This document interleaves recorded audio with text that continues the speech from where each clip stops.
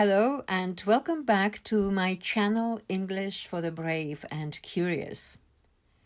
In this lesson, we are going to read a great story that will show us the value of kindness, appreciation, and friendship.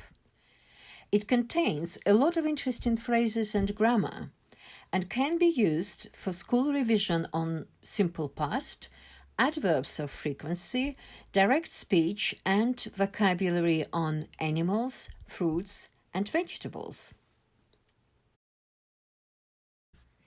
Let's begin our story.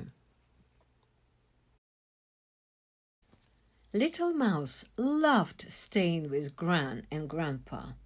They were always so kind to her, and every day she spent with them was full of wonderful surprises.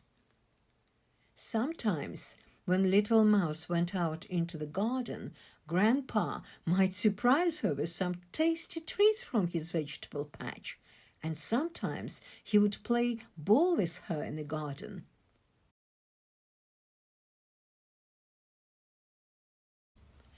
When Little Mouse went into the kitchen, Gran would suddenly present her with a tray of delicious biscuits, or perhaps a lovely cake she had baked in secret. And every evening she was sure to read Little Mouse an extra specially nice bedtime story. Of course, Little Mouse always remembered to say thank you, but Gran and Grandpa were so very kind to her that saying thank you just didn't always seem to be enough.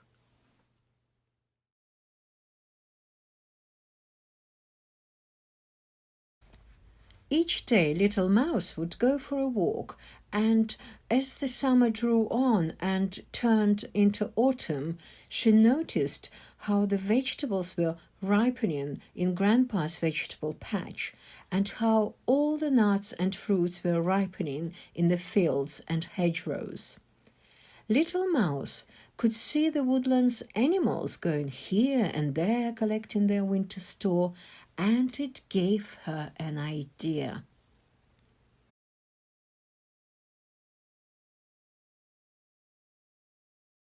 So Little Mouse borrowed a wicker basket and set off along the woodland path until she came across Little Squirrel, who had been harvesting hazelnuts.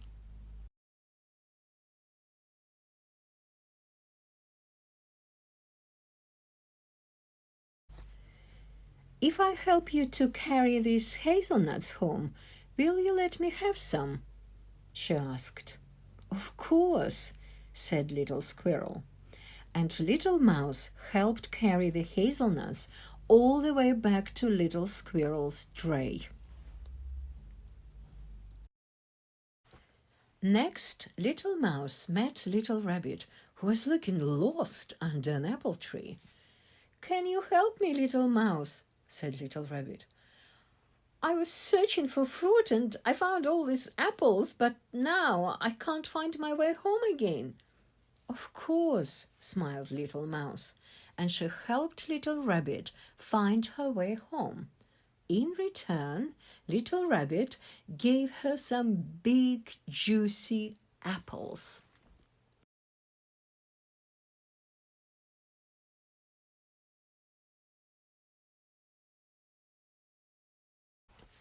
No sooner had Little Mouse said goodbye when she came across Little Sparrow, who was sitting in the middle of the blackberry bush. "Could I have a few blackberries?" asked Little Mouse. "Certainly," said Little Sparrow, "but this bush is very thorny and I seem to be stuck. Can you help me find a way out?" So Little Mouse helped Little Sparrow to get out of the middle of the thorny bush, and Little Sparrow let her have some blackberries and even one or two late strawberries that she had found.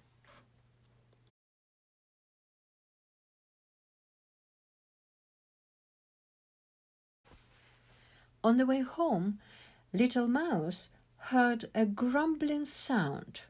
It was coming from Little Bear, who was sitting under a plum tree looking sorry for himself. "Can you help me, Little Mouse?" he said. "I have a thorn stuck in my paw." "Of course," said Little Mouse, and with her teeth Little Mouse had soon taken out the thorn. Little Bear was so grateful that he gave Little Mouse some cherries and some plums. By now, Little Mouse's basket was so full, so she went back to Gran and Grandpa's house and hid everything in her basket out of sight.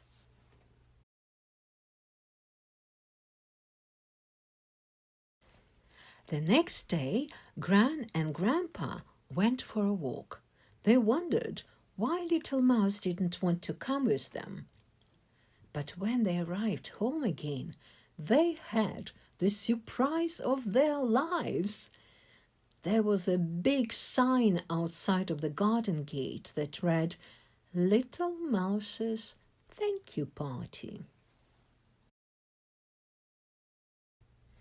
And inside there was Little Mouse with all her little animal friends and the most wonderful spread of fruits and nuts you could imagine.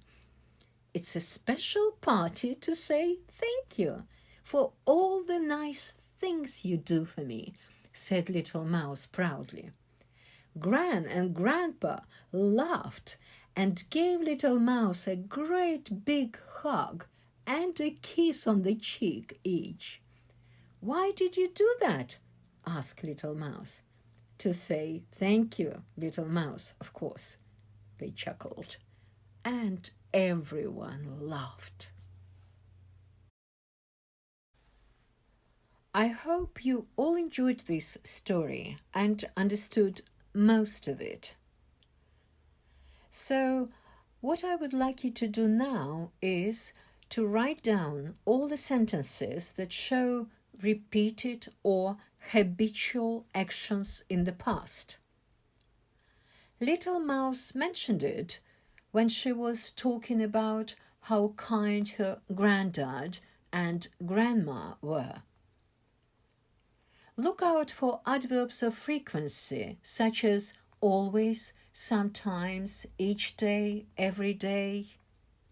These adverbs are normally used in a simple present or simple past tense to express the regular, repeated, or habitual actions. I will start. They were always so kind to her. You continue.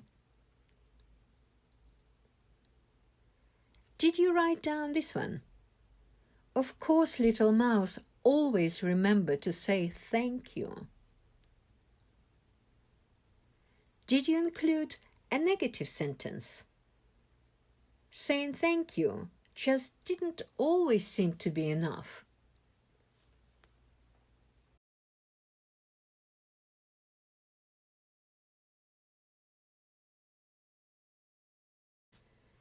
Even though this is just a simple children's story, it contains an advanced grammar point. Let's have a look at it. The two sentences that are on the screen include adverbs of frequency followed by would plus infinitive. And sometimes he would play ball with her in the garden. Each day, Little Mouse would go for a walk. This structure also describes repeated actions in the past. It is more common in written language and often used when people talk about memories.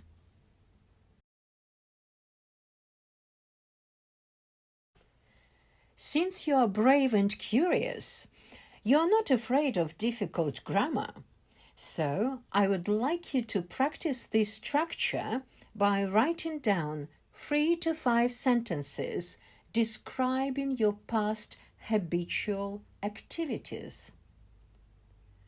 An important thing to remember here, we usually use would only when a topic has been mentioned. For example, I'm going to write on a topic of holiday. When I was on holiday, I would wake up early in the morning at 5 or 6 o'clock and I would go for a walk along the beach. I would read my favorite book on the balcony of my hotel room until sunset. I would drink a lot of freshly squeezed orange juice. And the last task. Please answer the following questions.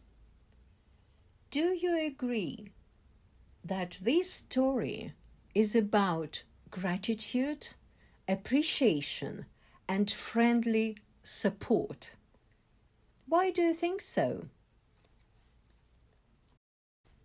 Don't worry, your answers don't have to be perfect.